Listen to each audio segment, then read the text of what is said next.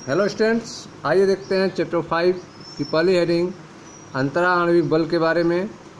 आप पढ़ रहे हैं कक्षा 11 रसायन भाग 1, चल रहा है 1.5 द्रव्य की अवस्थाएं।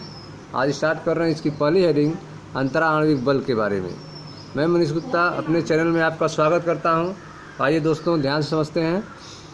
अन्योन्य क्रियाकारी कणों के मध्य आकर्षण और प्रतिकर्षण बलों को अंतरा आणविक बल कहते हैं। अंतरा आणविक बल क्या होता है? अन्योन्य क्रियाकारी कणों के बीच लगने वाले आकर्षण और प्रतिकर्षण बल को अंतरा आणविक बल कहते हैं। अन्योन्य क्रियाकारी कण क्या होते हैं? ये कण परमाणु और अणु होते हैं। ठीक है, अन्योन्य क्रियाकारी कण जो हैं वे परमाणुओं से बने हुए हो सकते हैं या फिर अणुओं से हो सकते हैं। तो परमाणुओं या अणुओं को अन्योन्य क्रियाकारी कण कहा जाता है। इनके बीच में लगने वाले आकर्षण और प्रतिकर्षण बल को अंतरा आणविक बल कहते हैं। इस पद का तात्पर्य जो है वह दो विपरीत आवेशित आयनों के मध्य वैद्युत बल से या फिर उस बल से जो अणु में परमाणुओं को थामे रखता है उससे संबंधित नहीं है। ठीक है, तो इस बल से आपको यह नहीं समझना है कि यह बल जो है दो विपरीत आवेशित आयनों के बीच वैद्युत बल से या फिर उस बल से जो अणु में परमाणुओं को थामे रखता है उनसे यह बल संबंधित नहीं है, उनसे अलग बल है। अंतरा आणविक आकर्षण बलों को जोहानन वान डर वाल के सम्मान में वान डर वाल कहा जाता है। ठीक है, यह जो अंतरा आणविक आकर्षण बल है इसको जोहानन वान डर वाल के सम्मान में वान डर वाल्स बल कहते हैं।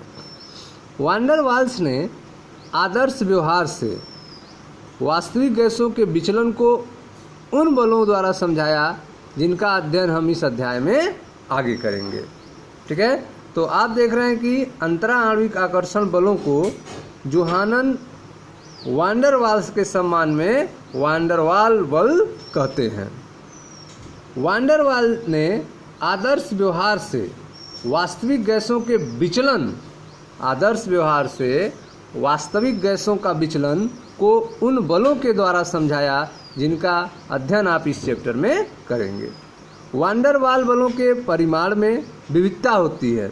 ठीक है, वान डर बल जो हैं उनके परिमाण में विविधता होती है। इसके अंतर्गत वान डर वाल के अंतर्गत लंदन बल, द्विध्रुव बल तथा प्रेरित द्विध्रुव बल आते हैं।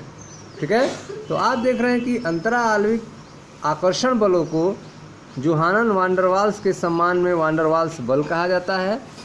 वान डर वाल्स ने आदर्श व्यवहार से वास्तविक गैसों के विचलन को उन बलों के द्वारा समझाया जिनका अध्ययन हम इस अध्याय में आगे करेंगे। वान डर वाल बलों के परिमाण में विविधता होती है। इसके अंतर्गत जो है लंदन बल, द्विध्रुव बल तथा प्रेरित द्विध्रुव बल आते हैं। एक विशेष प्रबल प्रकार की द्विध्रुव अन्योन्य क्रिया हाइड्रोजन बंधन है। ठीक है, एक विशेष प्रबल प्रकार की द्विध्रुव अन्योन्य क्रिया हाइड्रोजन बंधन है। केवल कुछ अणु ही हाइड्रोजन बंध निर्माण में भाग ले सकते हैं, अतः इसे अलग से पृथक संवर्ग में रखा गया है। इस अन्योन्य क्रिया के बारे में आप जो है 1.4 में भी सीख चुके हैं। हाइड्रोजन बल के बारे में, हाइड्रोजन बंध के बारे में आपको जो है अध्याय 4 में समझाया गया था।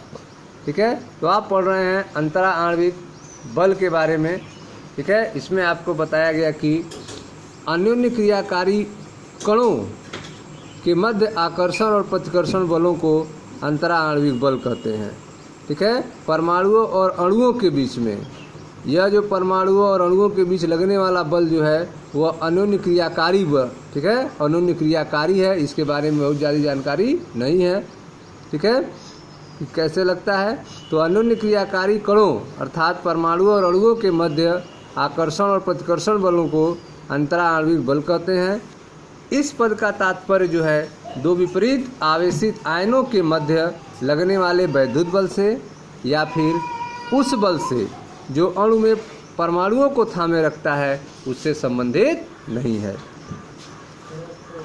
अंतरा आणविक आकर्षण बलों को जोहानन वान डेर वाल के सम्मान में वान डेर वाल बल कहा जाता है।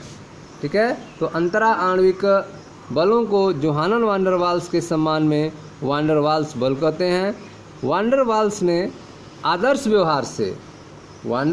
ने आदर्श व्यवहार से वास्तविक गैसों के विचलन को उन बलों द्वारा समझाया जिनका अध्ययन हम आगे इस अध्याय में करेंगे। ठीक है, वान डेर वाल बलों के परिमाण में विविधता होती है। वान डेर वाल बलों के परिमाण में वैल्यू में विविधता होती है। इसके अंतर्गत लंदन बल, द्विध्रुव बल तथा प्रेरित द्विध्रुव बल आते हैं। एक विशेष प्रकार की द्विध्रुव अन्योन्य क्रिया हाइड्रोजन बंधन है। केवल कुछ अणु ही हाइड्रोजन बंध निर्माण में भाग ले सकते हैं, अतः इसे पृथक संवर्ग में रखा गया है। इस अन्योन्य क्रिया के बारे में हम पिछले चैप्टर में भी सीख चुके हैं।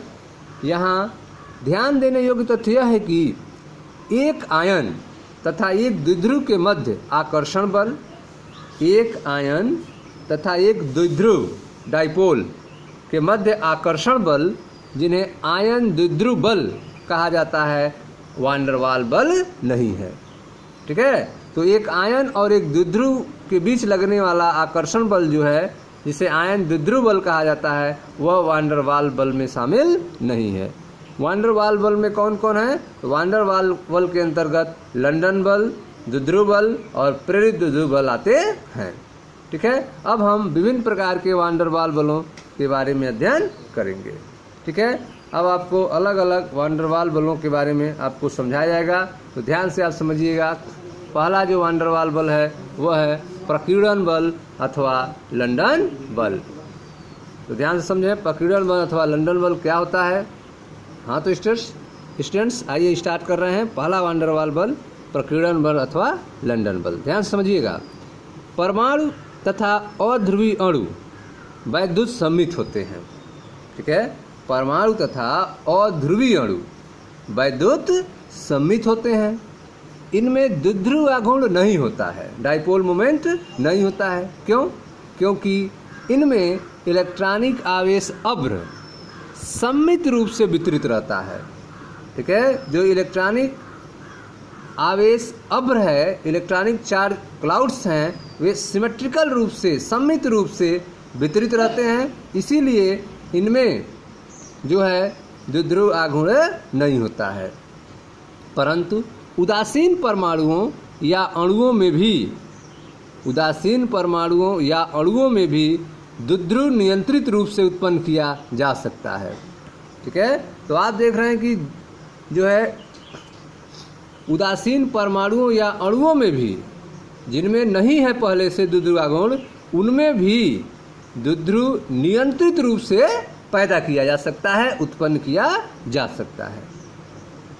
परमाणु तथा अध्रुवीय अणु वैद्युत सममित होते हैं।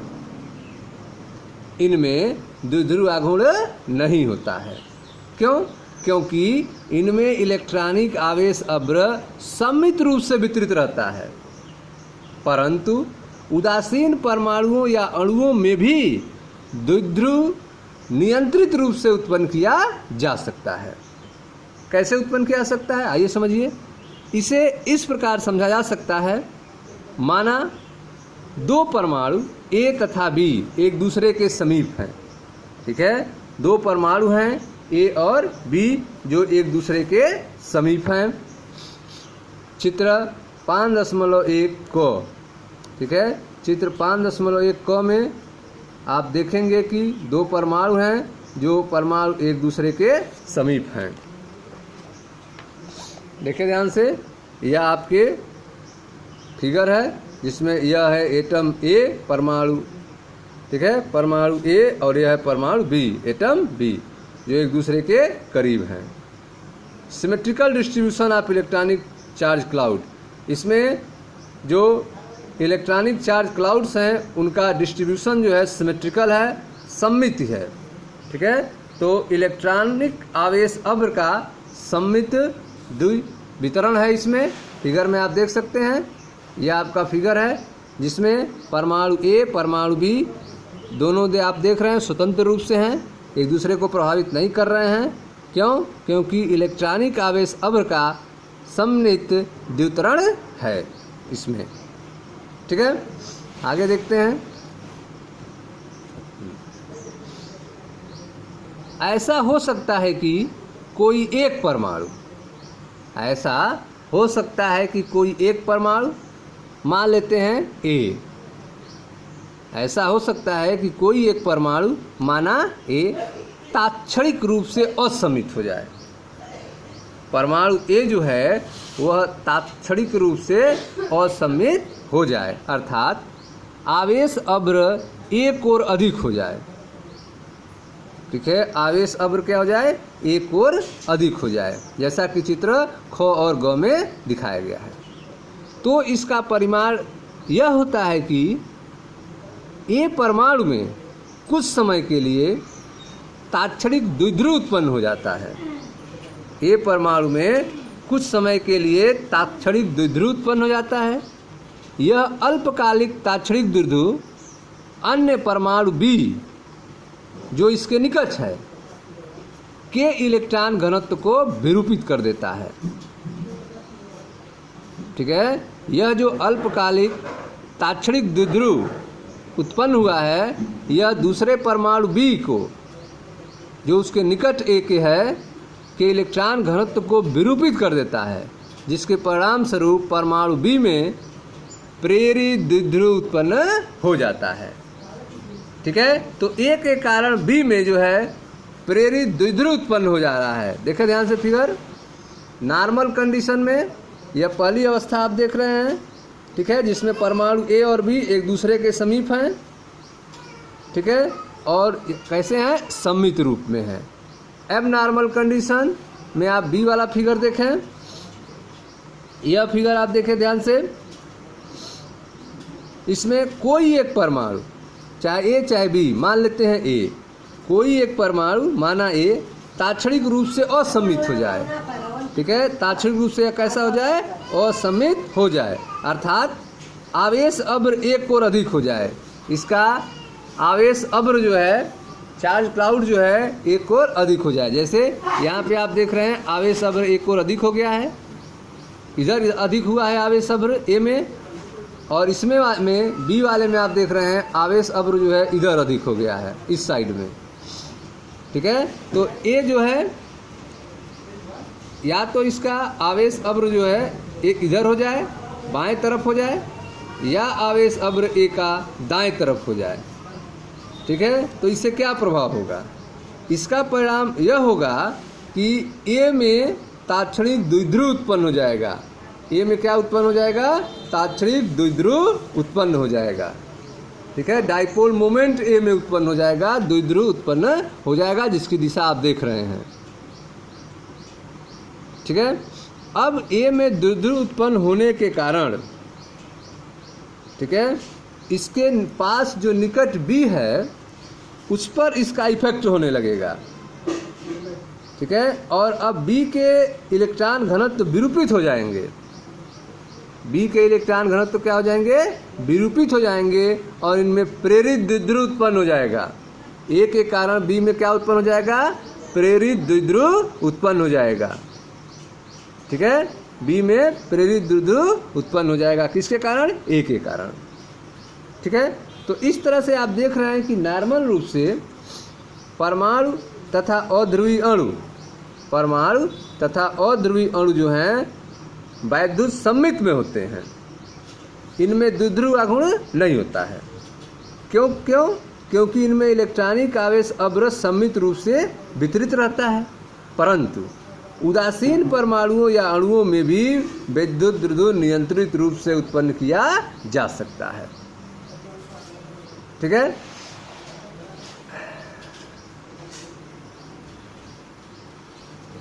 इसे इस प्रकार समझा जा सकता है कि माना दो परमाणु ए और बी एक दूसरे के समीप हैं, जैसा कि आपने फिगर में देखा, यह दो परमाणु एक दूसरे के समीप हैं, नॉर्मल रूप में हैं।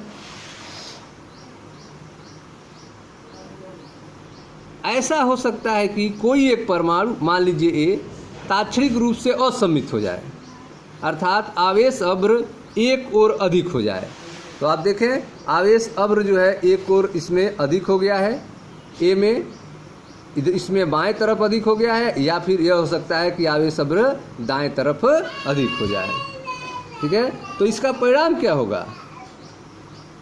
तो इसका परिणाम यह होगा कि ए परमाणु कुछ समय के लिए ताक्षणिक द्विध्रुव उत्पन्न होता है। इसके कारण ए परमाणु में कुछ समय के लिए ताक्षणिक द्विध्रुव उत्पन्न हो जाता है, ताक्षणिक डायपोल मोमेंट उत्पन्न हो जाता है। और यह अल्पकालिक ताक्षणिक द्विध्रुव यह दूसरे परमाणु बी जो इसके निकट है के इलेक्ट्रॉन घनत्व को विरूपित कर देता है। परिणाम स्वरूप परमाणु बी में प्रेरित द्विध्रुव उत्पन्न हो जाता है। ठीक है, परमाणु ए तथा बी के अस्थायी द्विध्रुव एक दूसरे को आकर्षित करते हैं। ठीक है, परमाणु ए और बी के जो अस्थायी द्विध्रुव हैं एक दूसरे को आकर्षित करते हैं।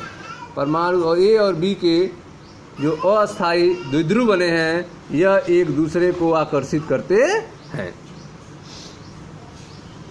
इसी प्रकार का प्रेरित द्विध्रुव अणुओं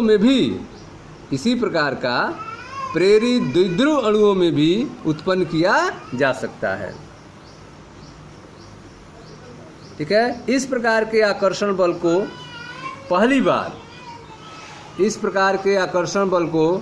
पहली बार जर्मन भौतिक वैज्ञानिक फ्रिट्ज लंडन ने प्रस्तावित किया था। ठीक है, इस तरह का जो आकर्षण बल उत्पन्न हो रहा है इसे पहली बार जर्मन भौतिक वैज्ञानिक फ्रिट्ज लंडन ने प्रस्तावित किया। इसी कारण दो अस्थायी द्विध्रुव के बीच आकर्षण को लंदन बल कहा जाता है। ठीक है, तो आप देख रहे हैं कि परमाणु ए तथा बी के अस्थायी द्विध्रुव एक दूसरे को आकर्षित करते हैं। इसी प्रकार का प्रेरित द्विध्रुव अणुओं में भी उत्पन्न किया जा सकता है। ठीक है, इस प्रकार का प्रेरित द्विध्रुव अणुओं में भी उत्पन्न किया जा सकता है, जैसे कि आपने परमाणुओं में देखा। इस प्रकार के आकर्षण बल को पहली बार जर्मन भौतिक वैज्ञानिक फ्रिट्ज लंडन ने प्रस्तावित किया। इसी कारण दो अस्थायी द्विध्रुव के बीच आकर्षण को लंदन बल कहा जाता है। इस बल का एक अन्य नाम है प्रकीर्णन बल। ठीक है, इस बल का एक अन्य नाम है प्रकीर्णन बल। इस प्रकार के बल हमेशा आकर्षण बल होते हैं। इस प्रकार के बल जो हैं वे हमेशा आकर्षण बल होते हैं तथा दो अनन्य क्रियाकारी कणों के मध्य की दूरी के छठे घात के व्युत्क्रमानुपाती होते हैं।